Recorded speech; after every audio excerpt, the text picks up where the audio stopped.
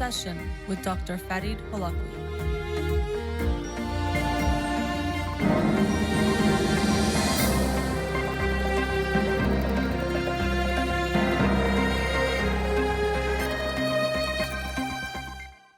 Good evening. Welcome to In Session.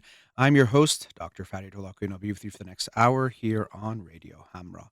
On Instagram Live for the show, so I'm not taking any calls, but you can follow me on Twitter or Instagram or like my page on Facebook to get updates on the show or suggest topics or books for the program. The shows are uploaded at the end of each week to my SoundCloud page and podcast on Spotify and Apple Podcasts. Let's get into the books of the week. The book of the week for this week is The Varieties of Scientific Experience, A Personal View of the Search for God by Carl Sagan, edited by Anne Druyan. And so this book, The Varieties of Scientific Experience, it's based on some lectures that were done by Carl Sagan, a prominent American scientist who passed away. I forgot how many years ago now, but it's been some years. And this book actually was written by his wife when he passed. They were married, and Druyan edited the book, compiled it into a book. And I was just told by a good friend Alex about this book over the weekend. It sounded fascinating, so I don't know much about it other than that. The Varieties of Scientific Experience, a Personal View of the Search for God by Carl Sagan, edited by Anne Druyan. So looking forward to reading that, sharing it with you on next Monday's show. The book of the week from last week that I'll talk about tonight is 10% Happier by Dan Harris. 10% Happier, How I Tamed the Voice in My Head, Reduced Stress Without Losing My Edge, and Found Self-Help That Actually Works, a True Story.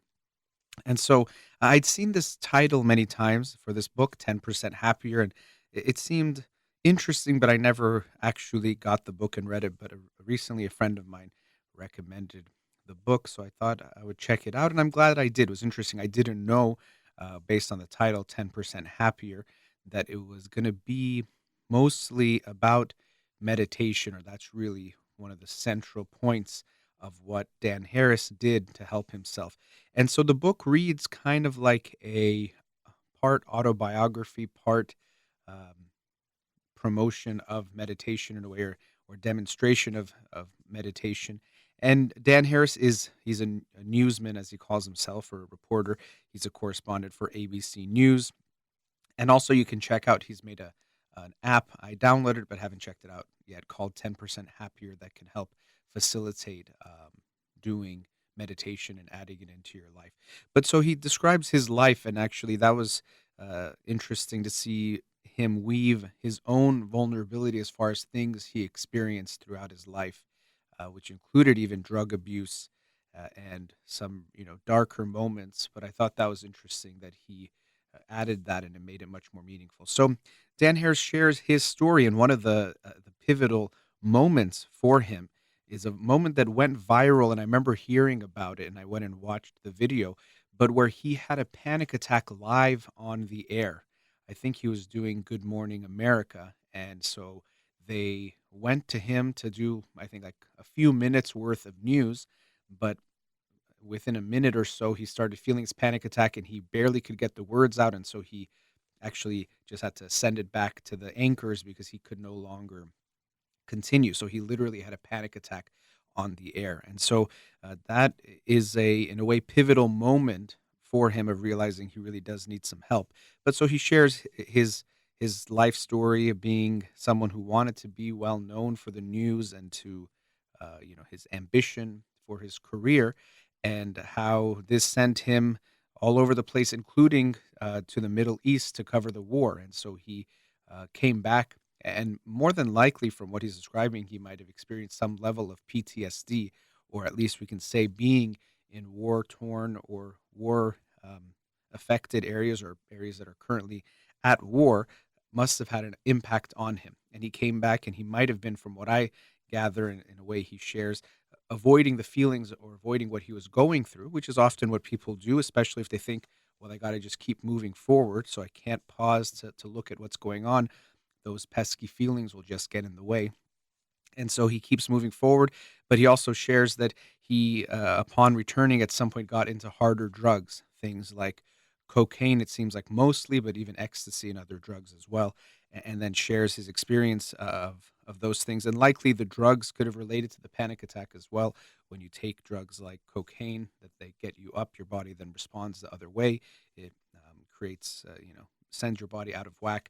But nonetheless, he went and saw a psychiatrist. He shares some of those moments and his sessions with the psychiatrist seems like they had some therapy elements, not just medication management.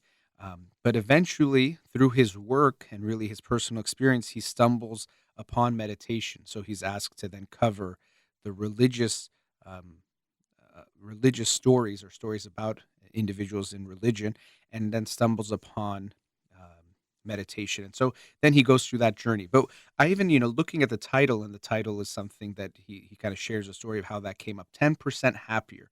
I do like that title because a lot of times self-help type of books or seminars or gurus that will present themselves to you, they don't tell you they'll make you 10% happier. They say if you follow me, your life will be perpetual bliss and you'll always be happy. And so that always rubs me the wrong way, and you've heard me say that many times before. If anyone promises you too much, well, what you should think sounds too good to be true, then more than likely it is. So when people tell you that if you follow this, you'll always be happy, the truth is nothing is going to make you always happy. And I might share about that in the second segment, some thoughts about what that even means when we look at being happier, because there's lots of ways to get there, and it's not always just living in perpetual bliss. But anyway, he shares his encounters. He actually got to interview for his work individuals like Eckhart Tolle. That's one of the first ones, author of, I think it's The Power of Now and A New Earth. And he shares a kind of mixed feelings about him, at first being very turned off by some of the writing, and how he himself will say in the title of the chapter about Eckhart Tolle is Genius or Lunatic. And so he shares how by talking with him, he would find that in one sentence he would say something very profound and meaningful, but also in that same sentence something pseudoscientific and really that didn't make any sense. That was something that was off-putting for him. So he had mixed feelings about that. And that was, interesting to hear him first meet Eckhart Tolle, having some mixed feelings, and then he met Deepak Chopra, or he shares the story of then interviewing Deepak Chopra, who also there's some things he liked, but some things he didn't like, and in particular, no, the way he saw him just didn't make sense. That he was saying he was so quote unquote zen or at peace, but then he would see him and didn't see him really being so on the moment. He was on his phone or BlackBerry the whole time and doing things, so it didn't seem like he was so mindful. And the way both of them talked, in the interviews at least, you have those moments of saying things like, "I never can, will feel regret or stress or any of these types of things," which always makes me skeptical of that. I don't believe someone who tells you they never feel certain things. I don't think that's even the goal of life, is to not ever get upset or to ever get stressed or not feel okay. And even, he had a moment with Deepak Chopra where he was asking him, the author of the book, Dan Harris, said, "Well, how could I be more like that, the way that he was describing being?" And he said, "Hang around me more." And to me, that also was a little bit rubbed me the wrong way, as far as saying if you're just around me, you're going to be better. Of course, we get affected by the people that we are around, but there is a way of kind of saying that if you are with me, you'll be better. Has that feeling of the guru that thinks I'm so great that if you're just around me, you'll become more like me. Those things don't really appeal to me, and so he himself didn't get the best experiences from them. He does share actually later on. It seems like the person that he found the most alignment with, as far as these kind of more bigger names in the meditation world, was Dr. Mark Epstein, who's not as big, I would say, as Eckhart Tolle or Deepak Chopra, but I think more reasonable, more realistic, and actually I've covered a few of his books. I forgot one of them. I think is The Trauma of Everyday Life, and another book that I can't remember, by Dr. Mark Epstein. And I really liked them too. They seemed more to me realistic. I don't really connect when it's too fluffy in a way or promises too much. And even there's a term, sometimes they call it pseudo, what is it called? Anyway, there's some terms you can that there are out there for people who use words or phrases that appear to be very profound. I think it's pseudo profound statements. People can use a few flowery um, words to try to say something that seems profound, but usually it's not that interesting. So I felt that when you look at Mark Epstein, his writing is much more realistic. And so we see Dan Harris go through his journey, someone who's very skeptical of meditation and thinks it doesn't really work and puts it off for a long time. But he shares in this book his struggle of starting to meditate, what it was like. I think one of the most interesting parts in the book is he shares going on a 10-day silent retreat and goes through every day of that. And in that retreat, at one point, he has, I think it was day 4 or 5, a very profound experience where he feels this intense feeling of joy and interconnectedness with things. It reminded me of the book Robert Wright, Why Buddhism is True. He similarly shares his experience going to, I think it was a silent retreat or at least a meditation retreat, and how he had some similar type of experiences. And so it reminded me of that. I don't even know who wrote which book first, but either way, actually, I think this one, 10% Happier, was written first. But similar journeys or experiences as far as those retreats go. And then also, he shares how it affects him in his work, sometimes for better or worse. An issue that he has that he brings up throughout the book is that if you become, so zen or so mindful in this way, does it make you passive? Does it make you not as ambitious or try as hard, and how do you balance that? That's something that he's trying to figure out, someone who he himself cares so much about his career and he wants to keep moving forward. Can he do that while also meditating and becoming more mindful? And he actually finds that for a while it made him less ambitious, pushing himself less, but that it doesn't have to be the case. And I agree with that. Being mindful and meditating doesn't mean you have to become passive, or sometimes people think it's going to make you weak. I don't think that has to be the case at all. You can still be very passionately and intensely involved with your life. And I think that's, introduces some of the misconceptions we have about meditation and mindfulness. Something I've shared a lot of times is people think that, well, if I meditate, then I'm going to always be at peace. Or if I'm meditating, I'm just going to feel these peaceful feelings. But really, the truth is, when you meditate, you're getting in touch with your feelings, and some of them won't be good. Actually, the reason why we avoid being mindful a lot of times, being with ourselves in the moment, is that we don't want to feel certain feelings that are there. And so by meditating, by slowing down and tuning in to ourselves, we have to be ready that you're actually going to face some feelings that might not feel good. And he shares the phrase, the only way out is through. And so I think that that's a very important type of concept or mindset to have, is that the only way we really heal anything or deal with any feelings is you have to feel it. You have to feel to deal with whatever it is you're going through. So avoidance does not work. And so that means we have to get in touch with things that are unpleasant. That's the only way really things get better. So you have to be ready for that. And he shares his experiences in meditation, how things come up, trying to have that non judgmental awareness of what's coming up, noting what you're feeling or what you're thinking, but not judging it. And that's easier said than done. But I think he does a good job of taking you through his journey. So it's not just coming from some enlightened one who, everything comes so easily to them now, but he's still struggling. And he says, it probably made him 10% happier and maybe more over time. Um, but again, I like that type of a realistic goal or realistic approach to tell people. People are looking for a quick fix. They're looking for something that's going to fix all their problems and make everything go away. But really, there is nothing like that. And maybe that's okay. Maybe it's okay. All your problems will never go away. And anyone who promises you that, as I always say, is selling you either themselves or something, a product. And sometimes it's kind of both, themselves and products that they sell. And so that always rubs me the wrong way, but there's great appeal to that. Someone says something in some flowery ways. The infinite wisdom of the divine can be unlocked when we truly get an I'm just making up some words, but it can sound very profound. And something to be aware of is that when people are approached or they present themselves in this way, they come off in a very, I'm enlightened. I've never experienced any more stress or regret because I'm so in the moment. I'm so this and that.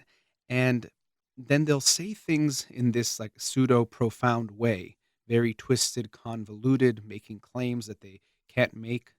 But when they present themselves as so wise and so smart, and they present something that is not easy to understand, what it makes you think it's not easy to understand because it doesn't make sense. That's the important part.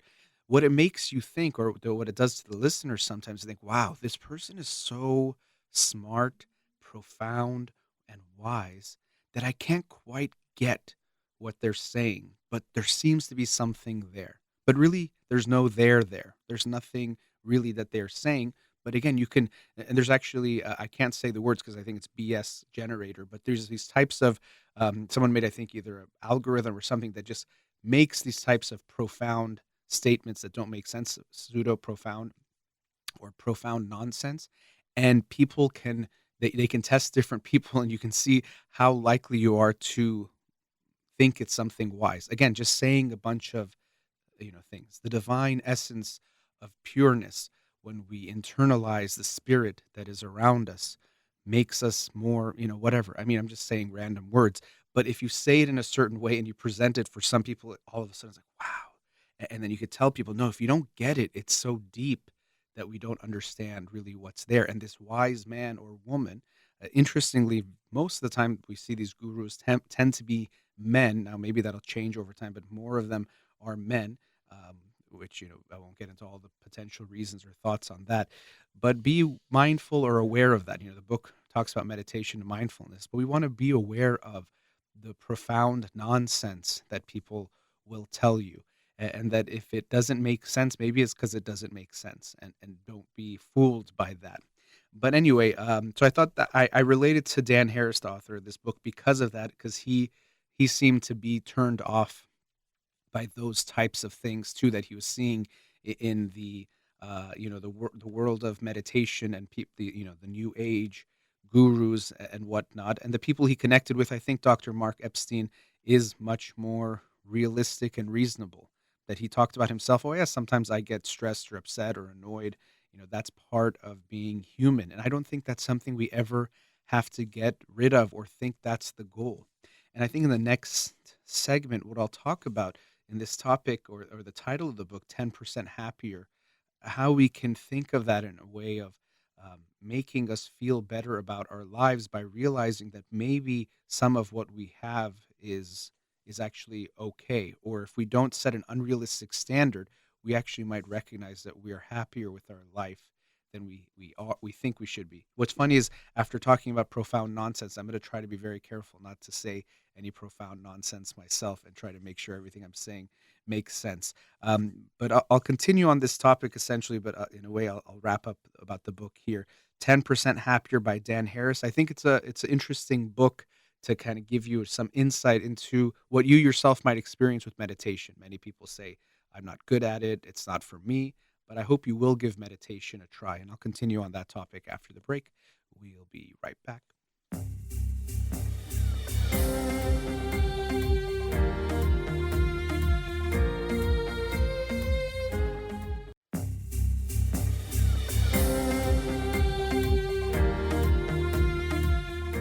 Welcome back.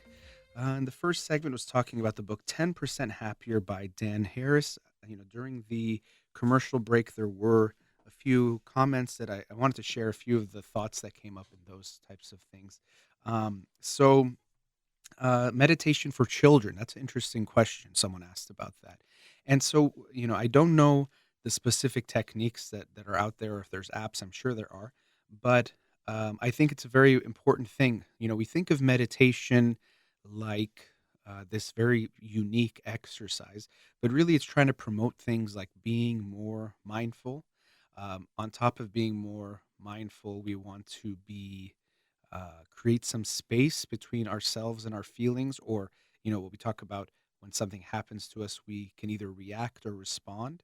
And so being more mindful can contribute to having more of an ability to respond rather than react by being aware of what we're feeling, by being aware of what's going on, by creating some of that distance. Sometimes people call it the observing self. So rather than, I am so angry, so I'm going to go do something about it, we can say, I feel anger. I can feel that I'm angry about what that person did and create some space between the feeling and ourselves. So it's not something that's all encompassing and the only thing that we have going on. So we want to consider that when we ask about meditation for children, of course, you can't, as with anything, force your children to be, to go meditate. You have to go to your room and meditate as some kind of punishment. Interestingly, actually, timeout in a way is supposed to be functioning in some ways like a meditation. Not exactly, but people usually use timeout as a punishment. But really, what timeout is supposed to be used for, how it was really intended to be used, is that you help your child calm down. So it's not go to your room, you're in timeout because you're bad.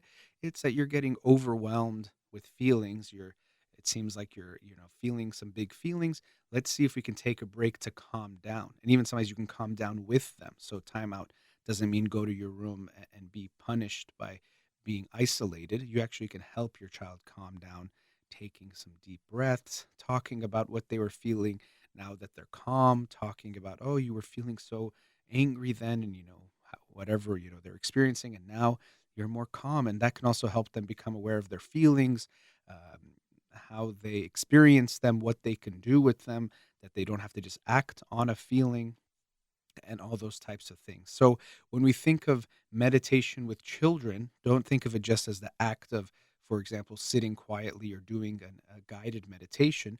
You can teach some of the aspects or the principles that are critical in meditation or that we're hoping to get to your children in different ways. I think the breathing is a very important one that I've used with children before. School on Wheels, the organization that I volunteer with, they have in the Skid Row Learning Center, they have a room, a quiet room, a refocusing room, I think they call it now. So rather than being like timeout, if the kid is feeling really agitated or amped up, they can go into the refocusing room, which has comfortable seats and it's kind of softer lighting, and they can just take some time to relax. So it's not a punishment, but it's that, okay, you have big feelings. So let's see, you could try to help yourself calm down, take a little bit of a break.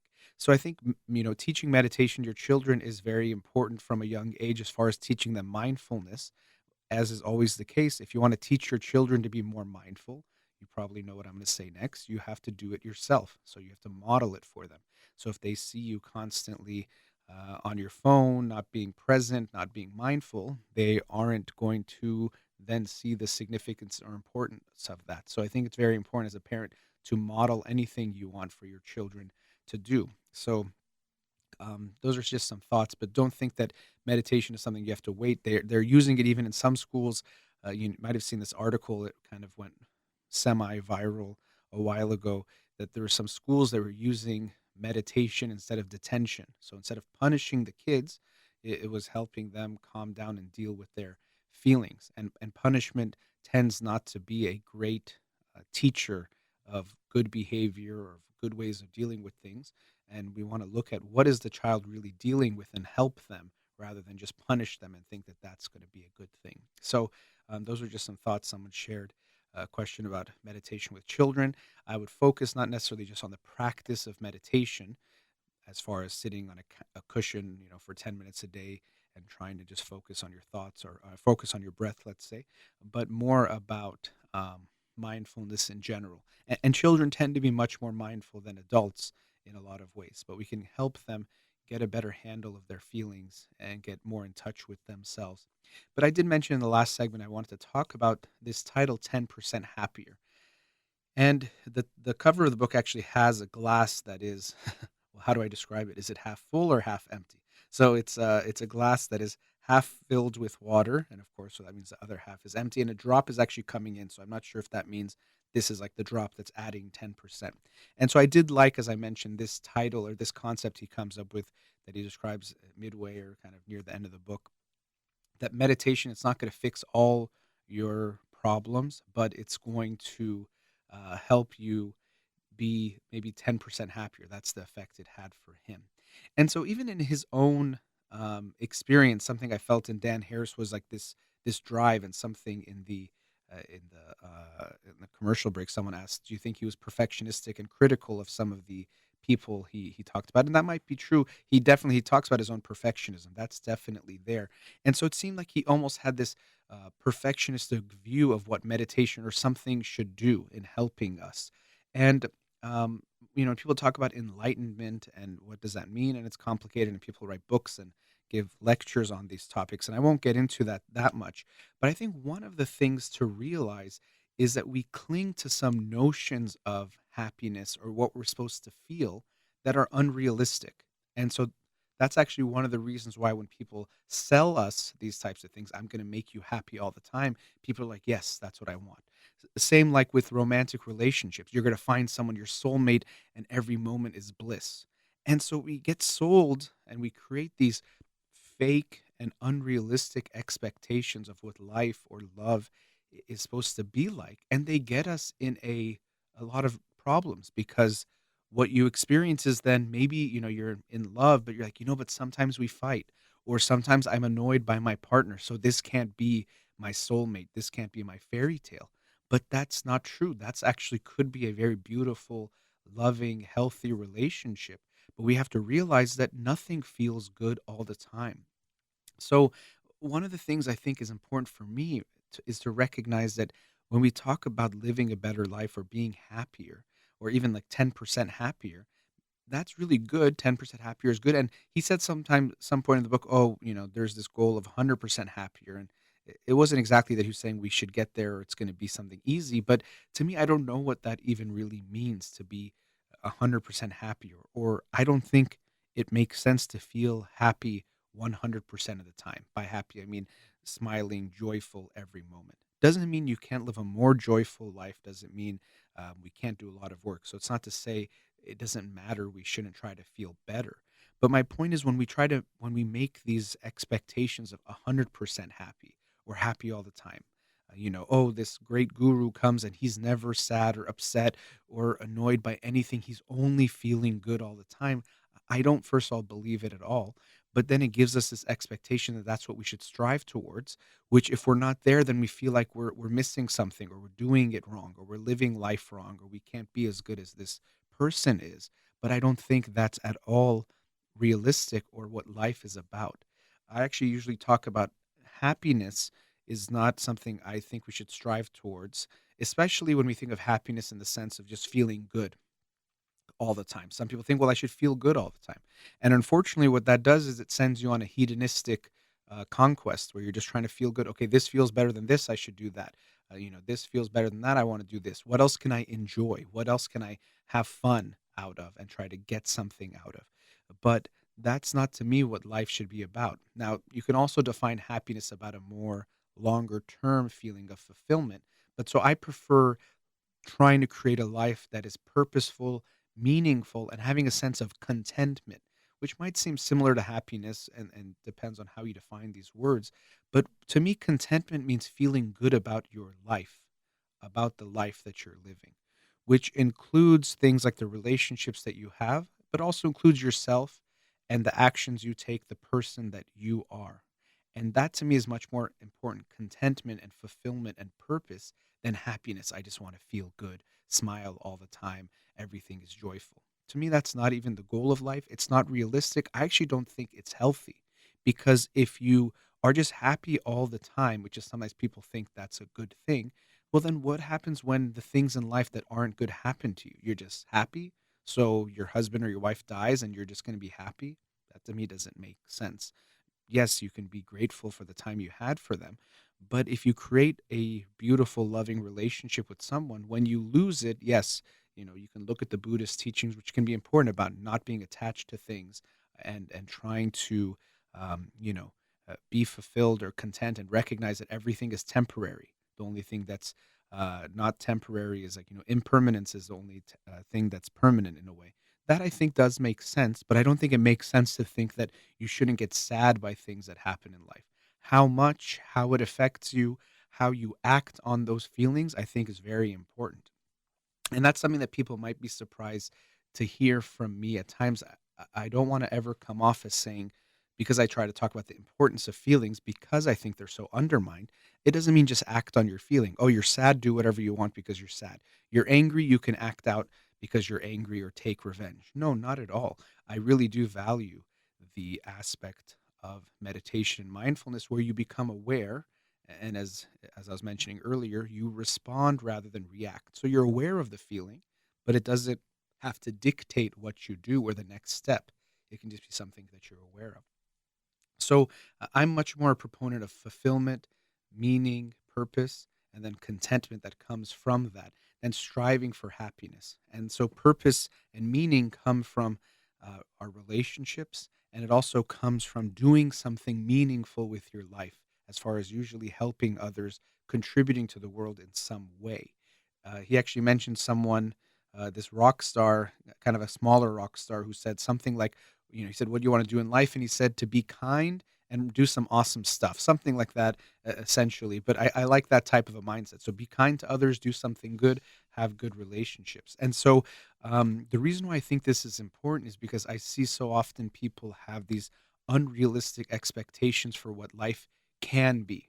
No one has it, but they think, this is why. Let's look at the next author who writes a book, how to find a partner and be happy every day of your life or something, and it's like, yeah, you can have a great relationship, and definitely we can learn from experts and writers about how to create a better relationship. Definitely we should do that.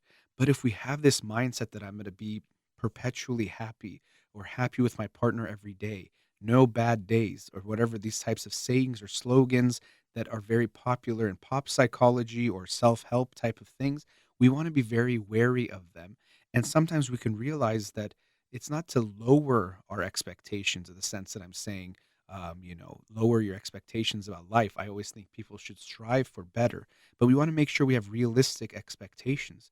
So sometimes when we talk about the glass being half empty or half full, interestingly, it's kind of hitting me now. We can think that the way that we look at the glass and how big it is important, right? So if you think your glass is half full, it could be because you imagine some kind of huge glass is the potential. So you're in love with your partner, things are good, but in your mind, because of fairy tales and myths and things that we hear, you imagine that actually love can be 1,000 times better than this. So you think my love glass is half full, but maybe you're overestimating the size of the glass as far as the potential that is realistic. And that's something that we really want to be aware of. What am I coming up, or where am I coming up with these ideas of what life or love can be like? Are they realistic? Is this what life should be? It's just like if someone told you, if you follow my principles, you never have to sleep again. And so now you're like, gosh, I sleep like 7, 8 hours a night. I'm such a loser. There's people that don't sleep at all. How do I get to that place? But you might not be realizing that you're calling yourself a loser or being very down on yourself for sleeping 7, 8 hours a night, but that's actually healthy and normal. Doing it less would not be good for you, and what those people are selling is not realistic, or obviously it's something healthy, or whatever it might be, but you might be comparing it to some standard that's not realistic about real life. So that's something I thought about in reading this book too, when we're looking for enlightenment and people are thinking, I'm going to be at peace and every moment is going to be just this peaceful thing. I think you can become more peaceful. It's aspirational to go towards something where you're living more at peace, but it doesn't mean every moment feels perfect all the time. And some of the people he interviewed did share that type of mindset that, no, I still get angry, I still get annoyed, I still do, am annoying or get annoyed by people. And I think that's much more realistic. So sometimes when we say, is the glass half empty or half full, we have to also ask ourselves, well, where did I get an idea of how big the glass is and how high that potential is supposed to be? Let's go into our last commercial break. We'll be right back.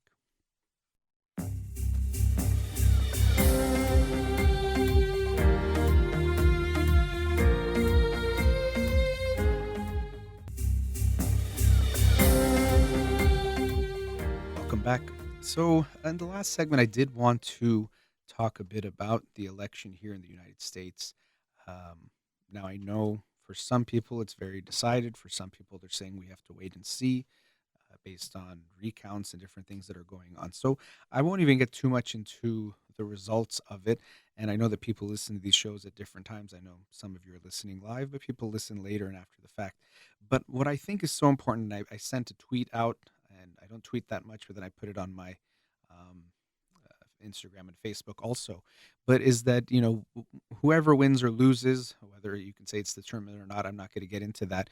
But what's most important to me is that we have a lot of work to be done here in America because we have to put the united back in the United States of America because right now we're very disunified and it's heartbreaking to see.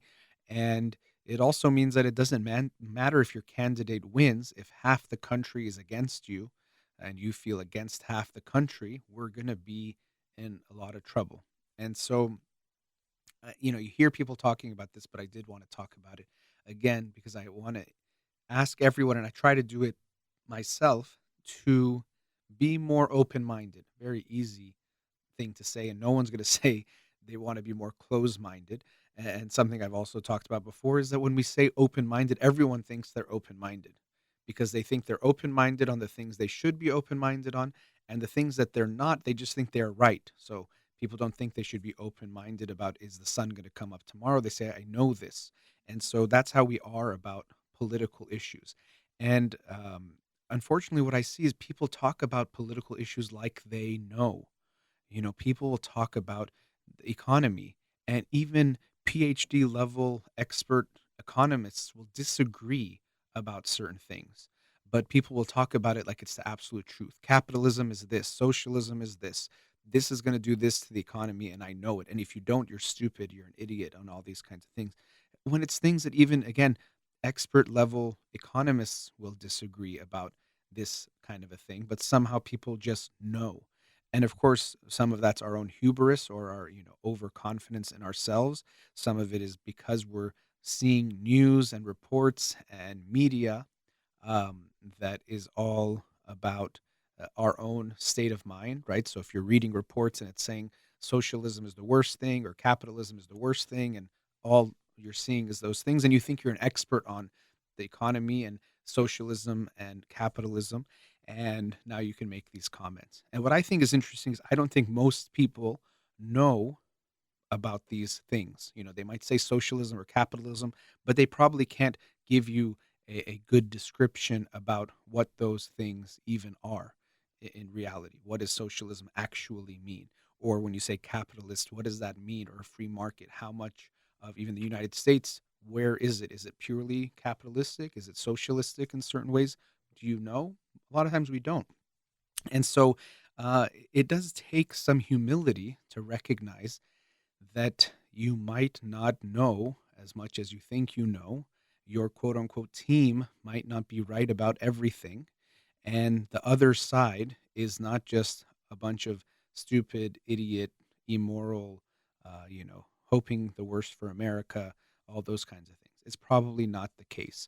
And I see this all the time. If you go on Facebook, you can find people saying the exact same thing about the other side. They're stupid, they're immoral, they hate America, they're trying to ruin the country, they only care about themselves, they're tricking you, whatever it is. So both sides think, unfortunately, the same thing, and it's very unfavorable about the other side.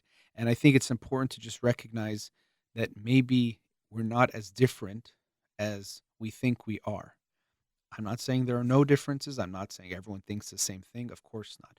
But in a lot of different issues, people think it's a matter of just black and white when it's usually about different levels of gray. Even I'll talk about something controversial. When you look at abortion, people think it's just very black and white. So you're either pro choice or pro life, which again is often the case with these types of dichotomies. They both sound good. No one wants to be anti choice or anti life in a general sense, especially anti life. But when we look at these things, it creates this polarization. Basically, the way it becomes because of the two-party system, because of how polarized we are, because of how there isn't a lot of room for gray area. It's almost like one side has to be like never abortion no matter what, and the other side is abortion always no matter what, doesn't matter, have it any time. Where most people are not on either one of those extremes, but what you see is that if you talk about these topics, people want to see which team you're on and quickly will judge you, and you have to be 100% on that side. And people become even more extreme than what they actually believe. And this is what we see happens. People become more extreme because of these type of circumstances. It's not that they actually would think these things on their own, but if you surround them by other people that seem to be saying something like that, now they're even more extreme. But really, something like abortion, most people I think would actually recognize it's about a gray area because there's not a lot of people that think that, let's say, an abortion at 9 months pregnancy is okay. So even people that are pro-choice don't believe usually in a late term abortion. So then if we look at it, we're talking about when, and these are really tricky topics. And I think we have to drop the pretense that it's so stupid to do this or it's so stupid to do that, and try to understand each other first and see that we're not that different. I hope you can understand someone who's pro-life or pro-choice, pro-gun or anti-gun, for capitalism and the free market, or for a more socialistic type of a economy.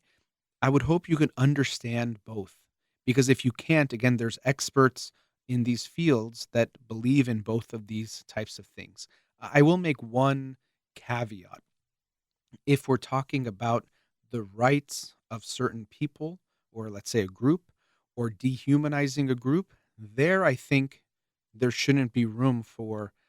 We can at least still understand where they're coming from, but to me it's a very different approach. So if someone says people who are whatever, if they said Iranians should not have certain rights, I would say that's different, but than talking about economic policy. So there are some distinctions, and at times still we're dealing with issues that have to deal with the rights of individuals, treating them as equal, discrimination towards certain groups. So I think that can be different. And even still, we should strive to understand the other side. Now, if they're saying, I don't think you should exist, I can understand that you don't want to try to understand that. But as individuals, seeing if we can understand people a little bit better, more than just judging them. And so we do have to take that bitter pill that maybe I don't know everything I think I know. And if you go online, people are just experts on everything. People are experts on the virus. So coronavirus, they know. They know how masks work or don't work. And you'll see them talk about it like it's absolute truth. They know about climate change. They know exactly what's happening or not happening when it comes to climate change, and they write about it. The economy. If you do this, the market's going to crash. If you do this, the market's going to crash. The other side is going to ruin the economy. The others, you just see these things that everyone is experts on everything. And I think we have to take a step back and say, I'm not quite sure. Here are some of my thoughts. Here are some of the things I've seen. Let's talk about it. And also recognize a lot of times it's not about things it's what you want to be true. And that's another pill to swallow. To say, you know what? I think I really care about, for example, the economy being in this way. It's something I've always felt is good. So that's why I might see it this way. And people don't want to think that. They think, no, I don't, I'm not emotional about these things. Everything I believe is based on logic and science and proof. And I'm sorry to tell you, but that's not true. None of us is that way. We are all affected by things we believe or we want to be true. We're all affected by emotion when it comes to moral issues, and political issues always have a moral element that is more of a emotional thing than it is just about logic and reality. If you show me a report, I can tell you I'm very big on helping the homeless population. If someone shares a study about helping individuals experiencing homelessness in some way, I can assure you that I already know my bias is towards it showing that it was a good thing, that economically it worked well. My bias is there. I'm aware of that. I try to keep it in check by knowing I'm aware of that when I'm evaluating, let's say, a report or a study on something that was done to help people who are experiencing homelessness. But I know that my bias is there. Now, I might think it's right to do it even if it's not economically the best thing in some way. I think it's more humane. So even if people lost money or it was a little bit worse for the economy, I would still think 100% we should help people first. So I know some of my biases and where they are at, but we tend to think I'm unbiased. Everything I think is just truth and based on fact. And again, you can find, when it comes especially social sciences, things almost always on both sides. You can find PhD level brilliant economists that will be very pro free market capitalism. You can find brilliant economists who will tell you that it's important to be more socialistic or have a more progressive tax um, system.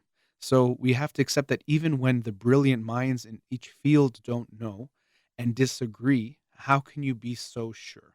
And so I hope people will accept that it's okay to not know because you probably don't.